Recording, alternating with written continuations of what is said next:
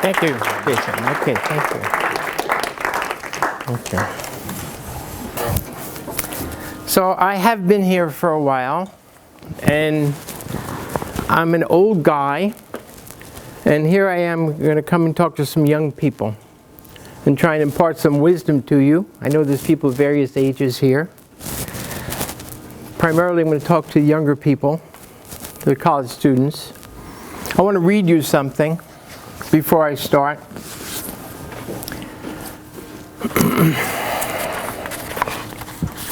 I have many times asked myself, not without wonder, the source of a certain error which, since it is committed by all the old without exception, can be believed to be proper and natural to man. Namely, that they nearly all praise the past and blame the present, revile our actions and behavior and everything which they themselves did not do when they were young, and affirm too that every good custom and way of life, every virtue, and in short all things imaginable, are always going from bad to worse. And truly it seems against all reason and a cause for astonishment that maturity of age, which with its long experience in all other respects usually perfects a man's judgment, in this matter corrupts it so much that he does not realize that if the world were always growing worse, and if fathers were generally better than their sons, we would long since have become so rotten that no further deterioration would be possible. This is written in 1526. So it seems that this has been going on a long time. That the older people come and say to the younger people, listen, there's some stuff that you've been doing that maybe you ought to think about, because in the old days we weren't that way. Everything was okay, but I said the same thing to people older than I was. So I'm going to try today, if I can, to impart to you some wisdom, if I have it, about living an okay life, a good enough life. I'm not going to the great one, I'm going to the good one. I'm going to the moral one, to the nice one, to the ethical one. That's what I want to talk about. I've learned a lot of things in the years that I've been studying psychology and working with students. Many of them are useless things. There are some things, however, that I think are worthwhile, and that's what I want to tell you about. You're not going to like all of them. You're not going to agree with all of them, but I'll tell you what I think may be useful for you to keep in mind. So I have a slideshow. I struggled with this. Usually all I need is like a flower and a chair. It's usually enough. We have something, it's sort of like a sit down, but let me put this on. Hold on. Okay, well, unmute the picture. So Jason came up with this wonderful title, Live Strong, Live Well, Do Good. And you can get a wristband for each one of these, as you can see.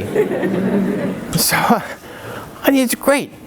But just if you put on a yellow wristband, it doesn't make you strong. Blue wristband doesn't make you well. And just, I probably know some people who do pretty crummy things with the orange band on. So there's something more. There's got to be something more than just saying this. So what we're going to do is see if I can get this to work. My grandmother, it's an old Jewish lady from Hungary, used to have something called a kumsitz. It means, let's come together and sit down. Let's talk. Let's talk about some stuff that maybe we wouldn't talk about outside the family, or maybe we wouldn't talk about ordinarily, but it's a time when we have to think seriously about something for a short period of time. And it used to be you'd have some pastry or something. Now we have carrots. Okay.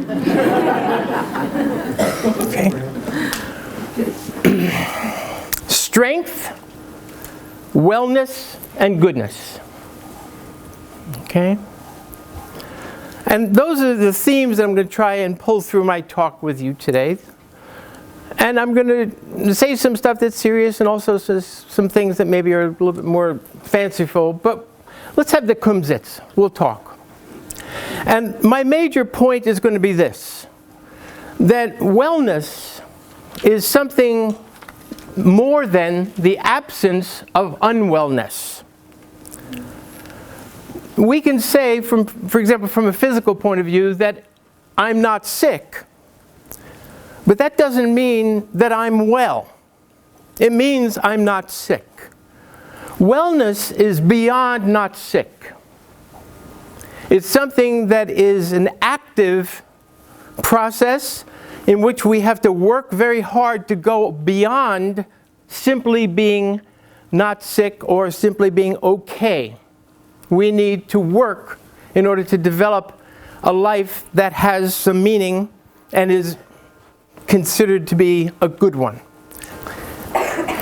If you can read that, his t-shirt says, "Just tell me what to do." Coming into the psychiatrist's office, just tell me what to do. Well, I'm not going to just tell you what to do. I'm going to try and talk about some things that might be helpful to remember, but we have to start here. Self-esteem. Can you see the slides? Yes. Should we cut the lights a little bit? Would that make it easier? I'll try and do that. I assume everything works in this university in the same way. If I touch this button, the light should go up.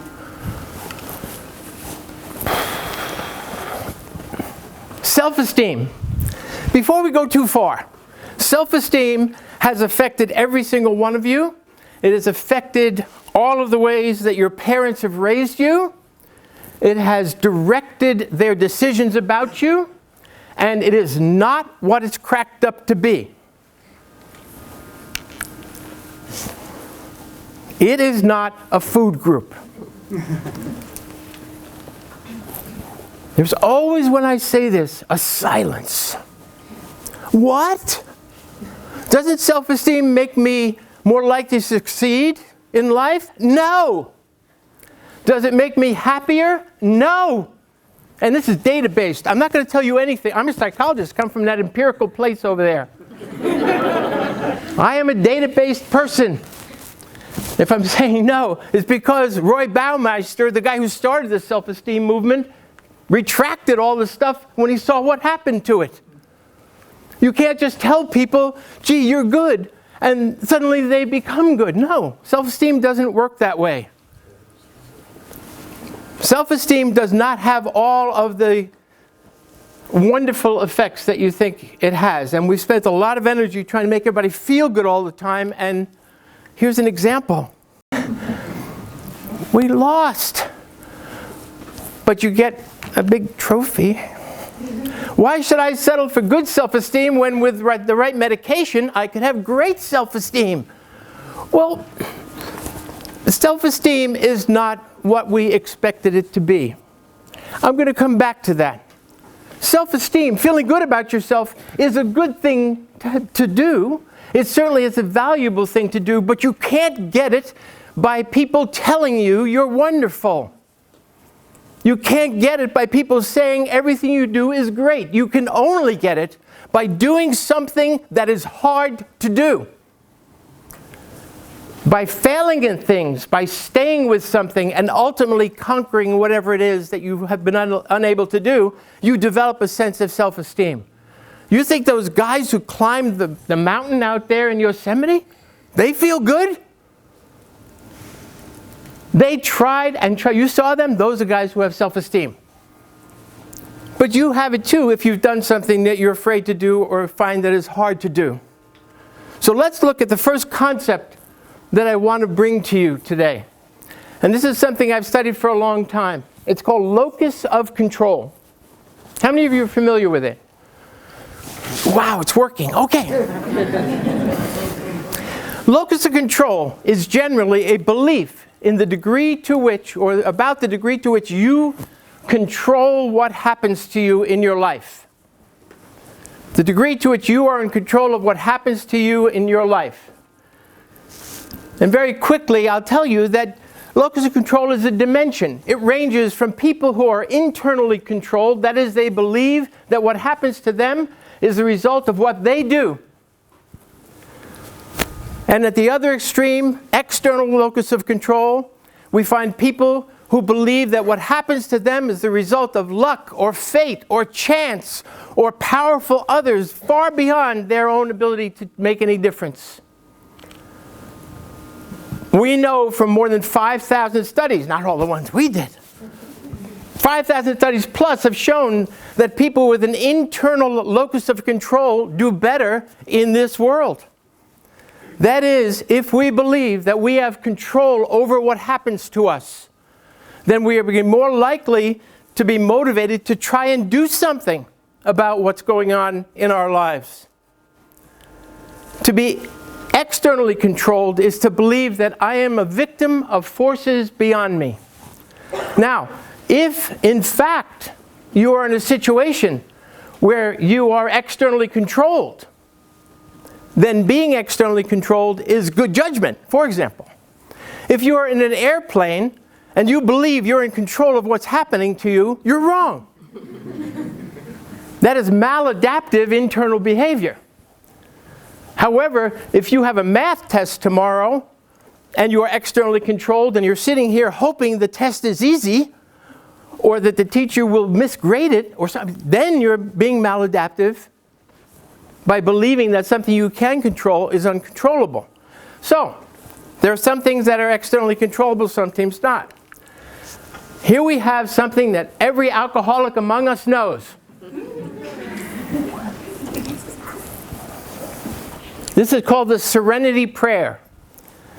And before every Alcoholics Anonymous meeting, people recite this. God, grant me the serenity to accept the things I cannot change, the courage to change the things I can, and the big one, the wisdom to know the difference. I need to be able to know, is this a situation that I can control and affect, or is it one I can't? If it is one that I can control and affect, and I choose not to try, I'm not being well. I'm not being maximally effective or capable. I'm being passive and helpless. I can buy a t-shirt, look at this. So we need to have a sense of internal control where it's appropriate and external control where it's appropriate. But the key here is knowing when something is internally controllable and knowing when it is externally controllable. And that's something we have to work on. So we need to be agentic in that. We need to take part in that effort. Now, let's look at classic definitions of wellness. Physical wellness. Well, I think we're really good at that. I think most people in your generation, the younger people's generation, are really good at this. And we see physical wellness being an easy thing. Wellness being, in other words, fit. Beyond simply not sick. I put these pictures up there because I said, I've never seen anything like this when I've been out running or doing exercise. This is what we see. It's much more realistic.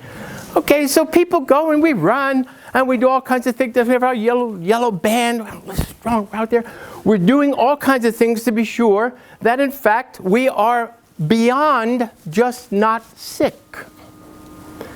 Now, the evolutionary psychologists tell us this is a good idea because, in fact, we are selecting parents and partners to be sure our children are safe and things like that. So somebody who's very muscular is seen as very attractive, or if you're physically fit, you look like you can have babies.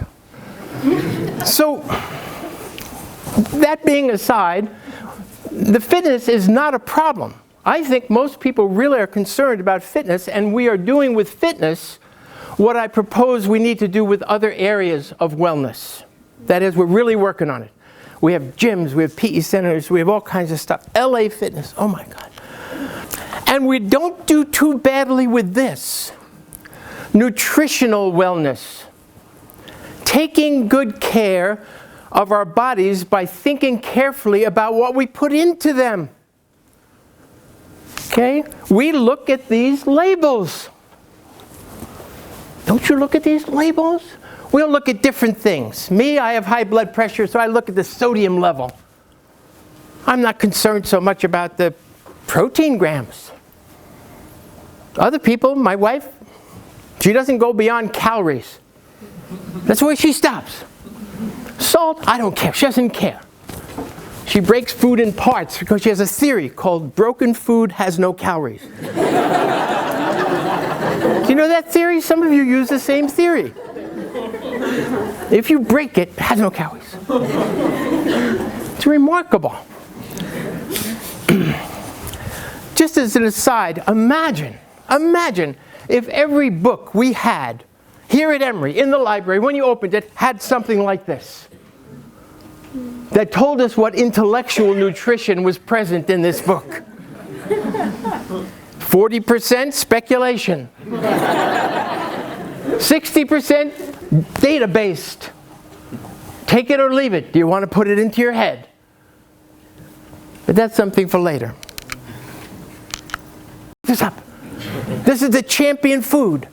This is the most high-calorie food available in any restaurant in the United States. It is the blooming onion at Outback Steakhouse. It has, as you can see, 1,949 calories in it. Daily recommended intake for an adult is 2,000. So you can eat a blooming onion and that's it. Most people wouldn't think of eating this because we try and maintain nutritional fitness. We're more like this. I can't have anything that's a food.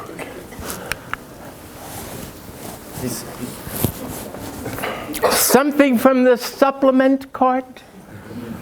Healthy. We want to be sure that what we put into our body, this is nutraceuticals, the idea that food is medicine. This is a relatively new idea, that you take certain kinds of foods for certain kinds of effects. Everybody doesn't like this, however. We have to keep it to ourselves. See what this says. I'll read you. It says, I've only been gluten-free for a week, but I'm already really annoying. And yet, here's this. Something's just not right. Our air is clean, our water is pure, we all get plenty of exercise, everything we eat is organic and free range, and yet nobody lives past 30. Do we have data? Do we have data that show us that, in fact, the way we're eating has long-term effect? Well, we have some, but we don't have as much as maybe you would think. Let me move on. Great, we've got the good stuff. Physical fitness, nutritional wellness. Let's look at relational wellness. Relational wellness. Now, I could go into a lot of reasons why, but I can tell you that longitudinal studies that have gone back as much as 100 years now, some of them, show us that longevity is associated with happiness in relationships with other people. There are several studies that have shown that the average increase in longevity for people who at your age, 22, 23, are in reasonably good relationships and know how to establish connections with other people, the average increase in longevity is between 7 and 10 years. This is controlling for smoking, drinking, whatever else you want to think of. It is the single most powerful variable that we've found in predicting longevity. We live longer if we're connected to other people. It turns out that this is something we can work on, that we can actually learn how to do this better. There's no question that having a connection to other people is health-giving. And there is no question there's such a thing as relational wellness. Take a pause here to look at this very amazing drawing. For those of you who've seen this before, some of you saw it this morning in the class, this is called the circumplex model of interpersonal behavior. Circumplex, meaning only that it's talking about behavior falling into a circle. This model was first proposed by, believe it or not, Timothy Leary. In 1957, Timothy Leary wrote a book in which he introduced this notion, saying that if you want to know about people, don't look at the individual people, look at other people in relation to those people. That is, if you're interested in person A, don't study person A, study person A in the presence of person B. How are we when we are with other people? Leary, sadly, as you probably know, left this area late in the 50s and began using LSD and other things. And as far as I know, in his later life, he didn't know he had written this. But nonetheless, it turns out to be a pretty good theory still. And essentially it says this. It says there are two basic dimensions of human behavior. I wonder if this has a pointer. No. Oh my God, what did I do? Two basic dimensions. Hostility versus friendliness. You see this one? And dominance versus submissiveness. In every human behavior, in every moment of human interaction, both of these dimensions are active. Everything we do has a component that stems from the hostile friendly dimension and a component that stems from the dominant submissive dimension. They are not independent of one another. They always occur together. Now quickly you can see that the quadrants that are formed by the intersection of these two dimensions have letters in them. Ph.D, friendly plus dominant. F.S, friendly plus submissive. H.S, hostile plus submissive. H.D, hostile plus dominant. And there are rules that are followed here.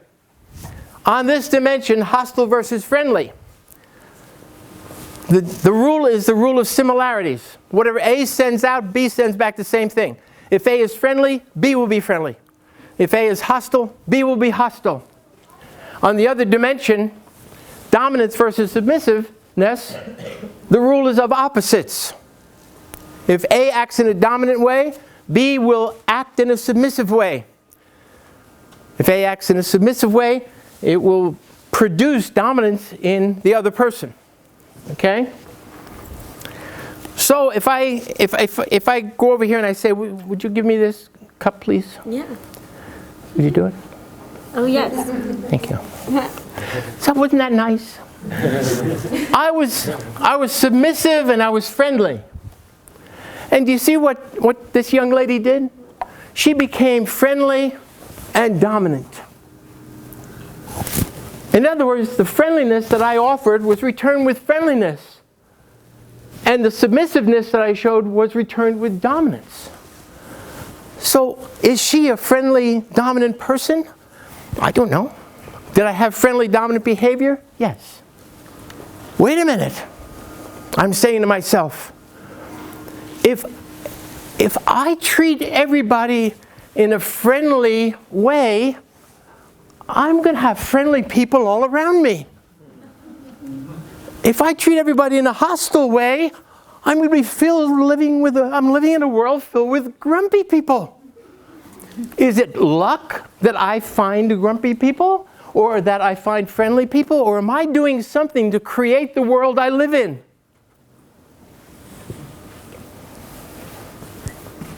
What if you go out with 10 people and all of them wind up treating you exactly the same?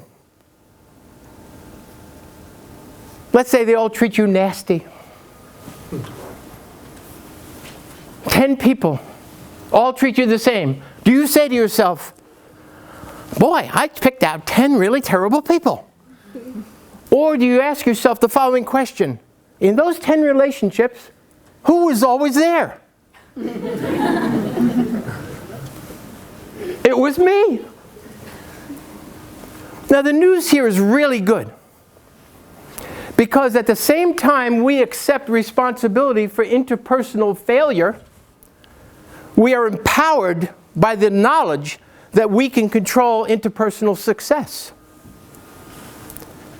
If we say to ourselves, I am producing the reactions of other people when I interact with them, I then can change the way they behave.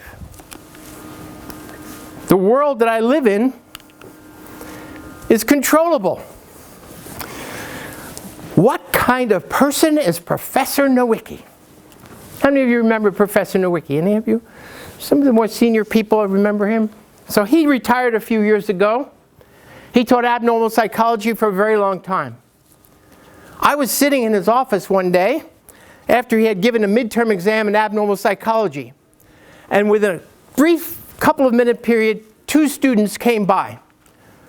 The first one came by and she knocked on his door. Professor Nowicki, I just took that exam. It was really unfair. There was a lot of unclear questions, and I want to talk about a lot of them. I think there should be at least more than one answer on many of those questions. And he looked at her and he said, I'll be happy to talk to you, but I can't today. Let's make an appointment for next week. And she said, okay, and they made an appointment, and she left. Not 2 minutes later, Professor Nowicki, I'm sorry to bother you, but I had some questions about the exam we just took. I really studied hard, and I don't think I did as well as I wanted to, but I wonder if we could talk a little bit about some of it. And he said, sure, come in. Well, what kind of a person is Professor Nowicki? Can you imagine those two students walking out of the psychology building an hour later and meeting each other? Did you take the exam? Yeah. Did you go and talk to Professor Nowicki? Yeah. And the first one saying, he's a son of a bitch like all the faculty. And the second one says, I think he's nice like all the faculty. What kind of person is Professor Nowicki? He is who he's with. He is who he's with. And the people with you are who they're with as well. Interpersonal, relational wellness. You can control it. Unless you're Fritz Perls. This is something that went around a lot in the 60s and 70s. It's essentially a statement of responsibility to other people. Okay? I do my thing and you do yours. I'm not in this world to live up to your expectations. You're not in this world to live up to mine. You are you and I am I, and if by chance we find each other, then it is beautiful. If not, it can't be helped. This was a way of saying, I'm going to do whatever I want to do, and if you don't like it, I'm sorry. It's probably not a good formula for relational wellness. Although sometimes people do get into this perspective and adopt it as the way they're going to live interpersonally. I think that you can't really do that anymore. The world is too complicated. But let's move on. Emotional wellness. There's been a big change in the way we're looking at things like anxiety and depression and sadness and feeling down and not being up and ready to face this world. It's that we have a different definition or understanding of emotional wellness. Emotional wellness meaning that you are basically more than okay emotionally. That is, you have a sense of what your emotional variability should be like. How many of you have had stomach aches? Good. When you had the stomach ache, did you assume it was going away? How many of you did? Well, okay, we all assumed it would. Did you go into psychotherapy for it? Probably not. If it was a really bad one, you might have called your physician. But here's what's changing. Emotional stomach aches. There is a movement afoot now which I really like, and it's essentially this. All of us, being human beings, sometimes feel crummy emotionally. All of us as human beings sometimes are anxious for no reason even. Some of us are depressed. We feel terrible, down. But in fact, that is the equivalent of a tummy ache. It comes and it goes. The normal state of affairs should not be anxiety-free. We have anxieties in our lives. The normal state of affairs is not depression-free. We're depressed sometimes. Even sometimes we can't understand it. It happens to us. Sometimes we don't feel like doing anything. Sometimes we get grumpy. Mikhail Epstein, who you don't know, he is on our faculty here. He is, goodness, I don't know, he's a philosopher, linguist, smartest guy I know. He says that our language doesn't have a certain set of words that we need. I'm going to give you this set of words. He says we don't have words for short-term emotional bursts that are negative. I'm sad. Now, I'm sad. Don't you get the feeling that I'm sad? That's going to last a while? I'm depressed. I'm angry. I'm happy. State of being seems to have duration. He says we need words for small moments of sad that we know are passing. He uses as his model the word particle, a small thing, a small part of something that is really not so important. Particle. So he says we should have sadicles. You know what a sadicle is? I was sad for a few minutes, now it's over. Are you kidding? But wait, any of you who's ever been in a relationship knows that the most important word is medical. I was mad for a minute, it's over. Really? We don't have to talk about it? Don't have to process it? We don't have to sit down? It's a medical? It was here and gone? I like that. It's just part of life. But so are hapicles. I was happy, felt good. Now I'm not feeling good. Now I'm neutral. Fine. So the emotional stomach aches, we begin dealing with what's called in psychotherapy now acceptance. We'll get to the Buddhist idea, but this is coming out of this notion of acceptance, you know? Things don't always work the way I want them to. Things always don't work out well. I have to accept that. If it's something I can't do anything about, if it's an externally controlled situation, I just have to let it be. Can we get past these emotional things? Here's a very interesting thing which I'll just tell you quickly about. It's new research. It's research in an area called embodied cognition. You remember Annie, who never fully dressed without a smile? You remember it? It's true. It's true. Embodied cognition, the research on embodied cognition is telling us that if you smile, you will feel happy. Not if you feel happy, you'll smile. It works both ways. If you adopt a posture that is a depressed down posture, you will feel crummy. If you're feeling crummy and you adopt some postures that are much stronger, you will feel better. It works both ways. Data are very strong on this. So emotional wellness, you're feeling really kind of down, you actually can get yourself up by beginning to act in up ways. You actually can do it. It gives you control over the level of wellness. Let's look at communal wellness. Communal wellness. Wellness as a part of a community. Now I started thinking about this wellness idea and the changes that have gone on I was driving to work and I come down past Sage Hill Shopping Center, coming to the campus, and you know there's a student house apartments that are there, and people wait for the Emory shuttle.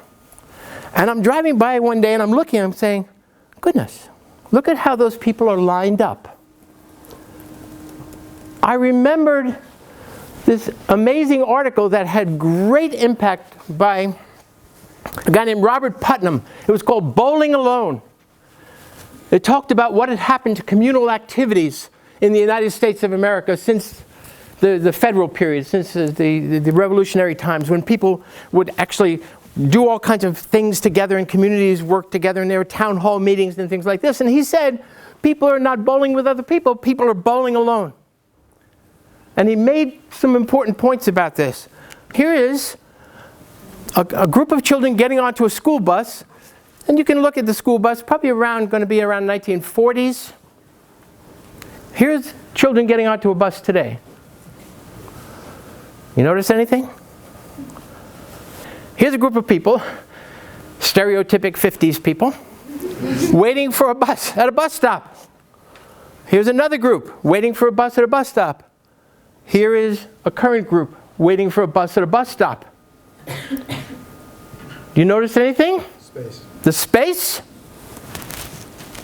There's another group waiting for a bus. Look at the distance. Look at the tremendous amount of distance among those people.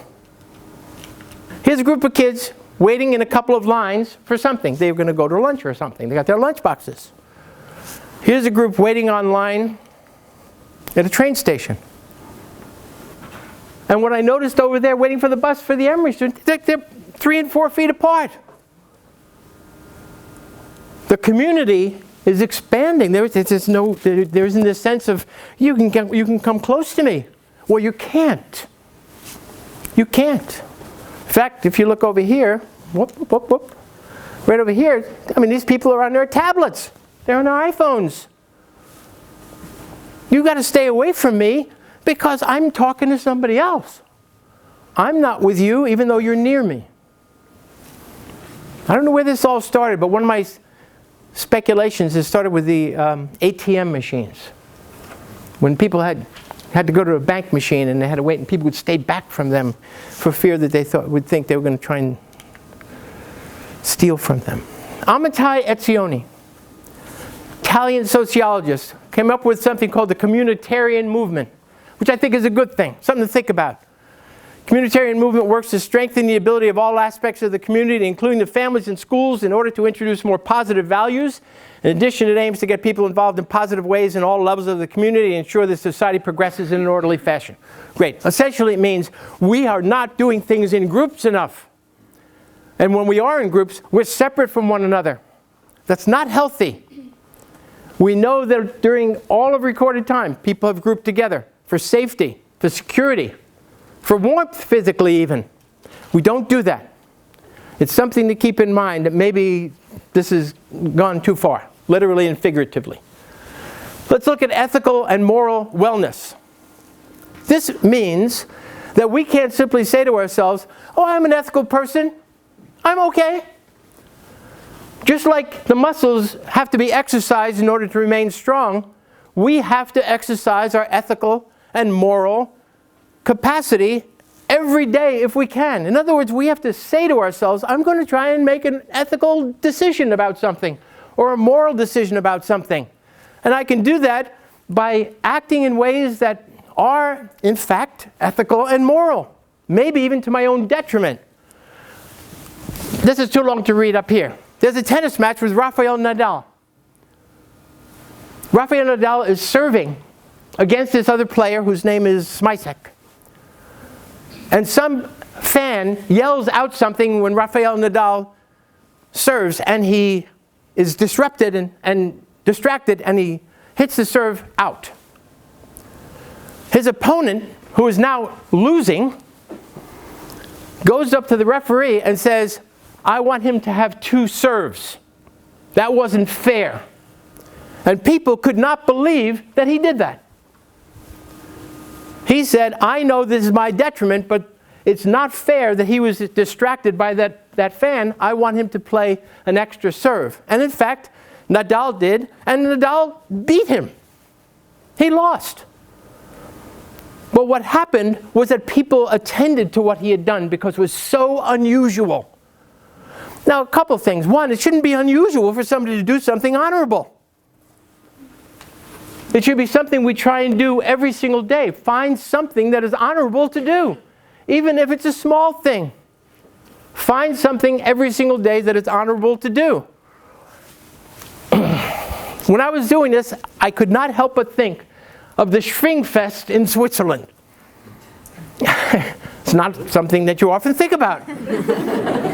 But years ago, this is a lesson that my children learned that I'm really happy they learned. This is wrestling matches in Switzerland. And there's this big pit filled with sawdust and sand. And these big giant men come out. And they wrestle with each other. And the whole point of it is for one of them to take the other and throw him down on his back. And the one who gets thrown down loses. And that's the whole game.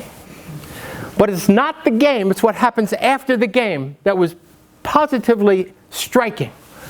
Here's the guy being thrown down. Here's what happens afterwards. The winner reaches down and pulls the loser up. All well and good. But then, tradition, this always happens, as they walk away, the winner dusts the sawdust off the back of the loser. He dusts him off. You know, that's a nice lesson. That's a highly ethical moral thing to do. I've just beaten you, and I'm concerned that the mark of your having lost is there, and I'm going to do this. Help him up and dust him off. And all of them do it. It's tradition in the Shrinkfest. It's a nice thing.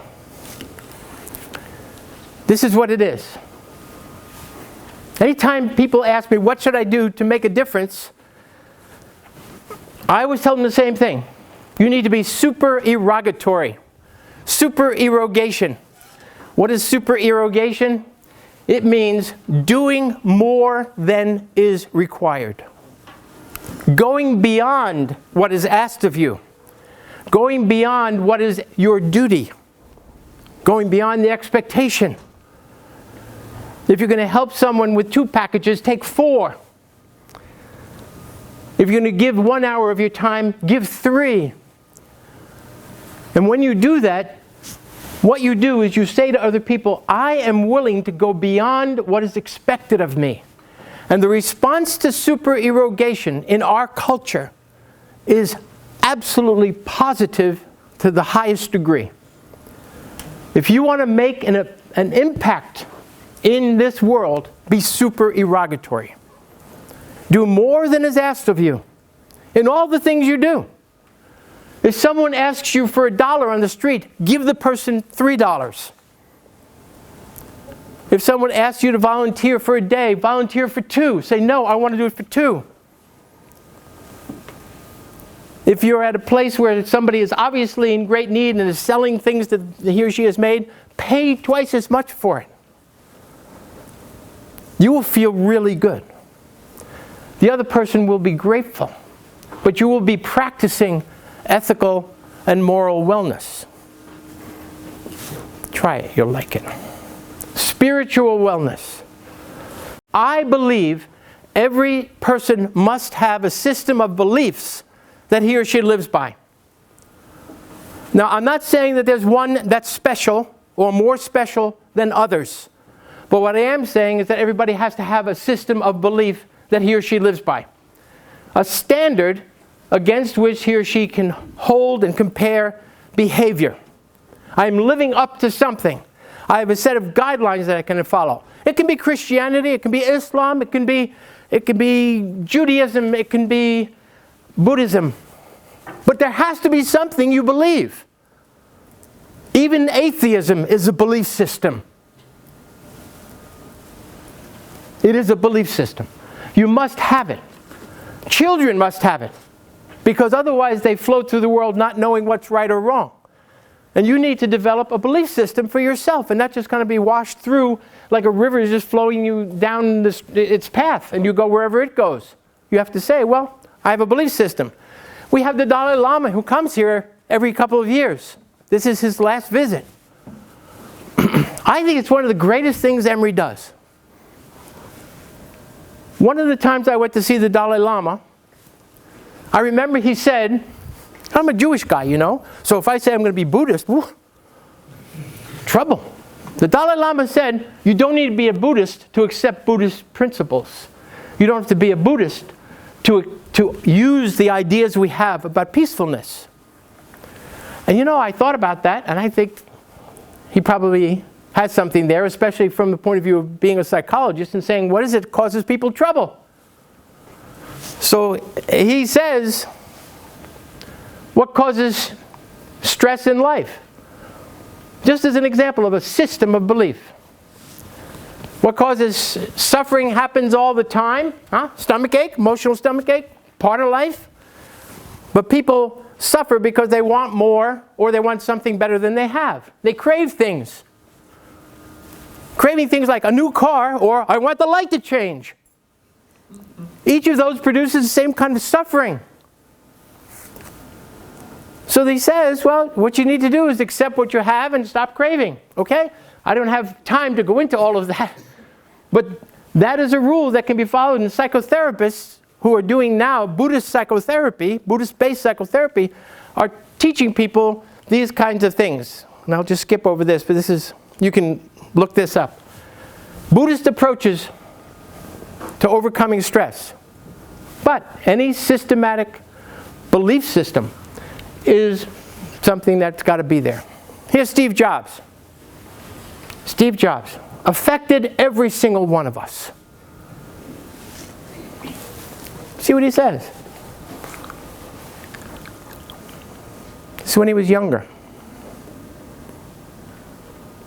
It's good advice. Here's Steve Jobs when he was older.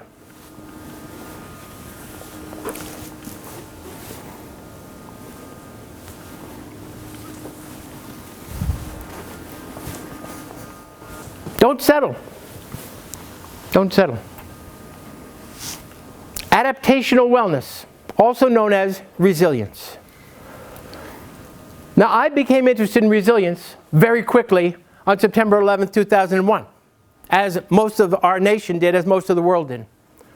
Because before that, as a child psychologist working with families, talking to school systems, things like this, we actually believed that we were going to be able to raise children without trouble, raise them without problems in their lives, raise them without stress or trauma. Clearly, September 11th showed us that that wasn't possible. And so we needed to find ways of examining resilience, bounce back ability, if you will, the capacity to absorb problems and move forward no matter what. And so our children began being raised with this notion of resilience. But we overshot. We started worrying about how vulnerable we all are. That we are incapable of dealing with even the worst things that happen. And right after September 11th, as in many instances now of terrible things happening, people went and tried to talk to the victims of 9/11, to counsel them, to try and help them deal with the situation.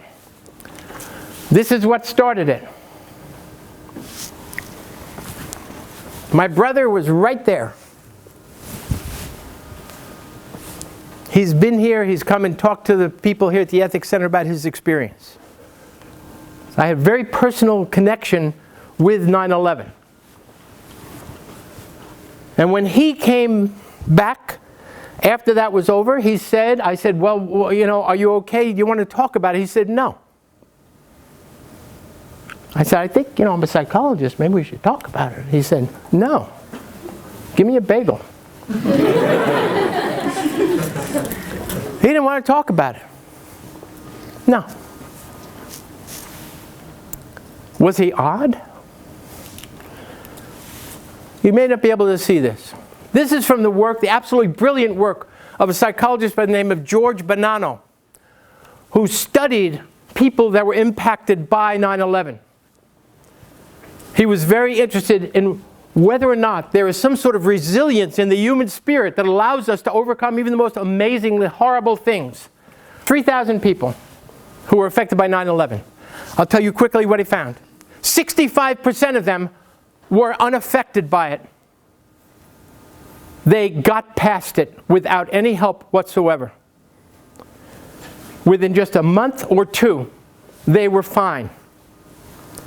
Of the other 30%, only about 10% had any long-term impact of what had happened to them. And those people had suffered incredible losses. But the vast majority of people were resilient. They bounced back. And Bonanno actually studied, and this is where some of you might not like what he found, but he said that the group that had the highest level of post-traumatic stress disorder were the people who did not want to talk about it, but were forced to talk about it with grief counselors and other people like that, who were there to help. What he said was, if somebody tells you, I don't want to talk about it, listen to them. They have ways of dealing with it. If somebody says, I do want to talk about it, you better talk about it. Because the people who wanted to talk and did talk also did better. But we have a resilience built into us that most of us right ourselves despite horrible things happening. What helps us to right ourselves? The research that I did with Robin Fivish over at Mariel at the Center for Myth and Ritual in American Life showed that if people knew family stories, what happened to their families, it made them more resilient. If children had knowledge of what went on in their story, in their history, of the family history, they were stronger. And the reason ultimately became very clear. If you hear stories of people overcoming problems who were related to you, you begin to get a sense, wait a minute, I come from a strong group. We are all descendants of people who left somewhere, not always by choice, but for the most part, because of situations that were intolerable. We are a people that leaves or does things about stuff. This is from Viktor Frankl, a psychoanalyst who was in a concentration camp. And after that experience, he came out and he wrote about that experience. And this is what he said. The one thing you can't take away from me is the way I choose to respond to what you do to me. I can't control what you do to me, but I do have control over what my response is to what you do to me. That is my absolute final level of control. Family rituals. They keep us going. They keep us together. They give us resilience. They give us strength. All of us have family rituals. In Mariel, we discovered that the family rituals are pretty darn important. Because in a year that's very rocky, all kinds of terrible things happening, there are times when we all come together and do the exact same thing in the exact same way. Family dinners, cooking together, religious rituals, all the hokey stuff turns out is pretty important. Health giving, stabilizing. Invent rituals in your families. Create them. Find ways to connect with past generations. Here's some ways. You can wear a cowboy belt that belonged to your father. See this? This is my father's belt. Not his belt anymore, but it's his buckle. I wear it every day. It's a connection. It's a pocket watch. You probably have one that belonged to your grandfather or great-grandfather somewhere in your house. Take it out and use it. Can you imagine looking at these hands? If you had a ring that was in this photo and you wore it every day, can you imagine the power of that in your life?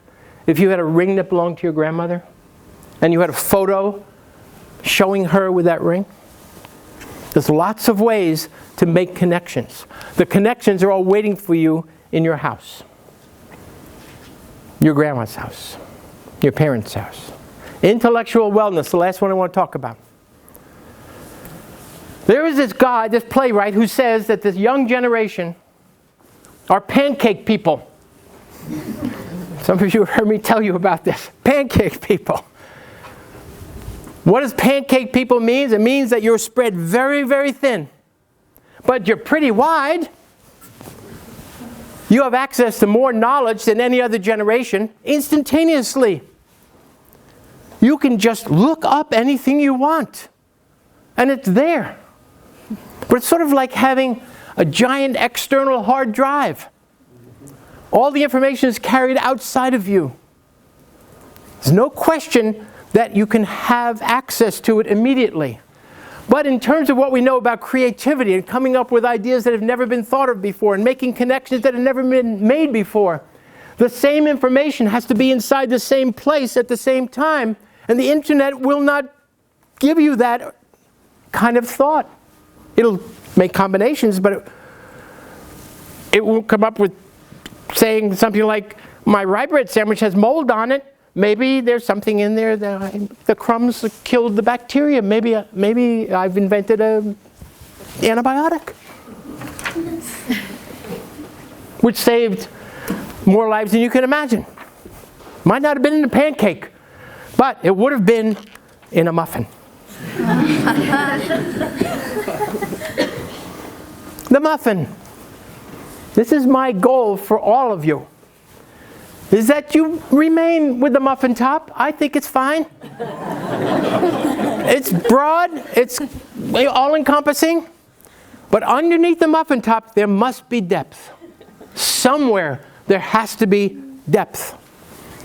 You have to fill your mind with as many bits of information as possible, not knowing their purpose, not knowing their usefulness, ultimate usefulness. You simply have to learn as much as you can so that you have this muffin, and your muffin is unlike anybody else's. Because the muffin top is just like everybody else's.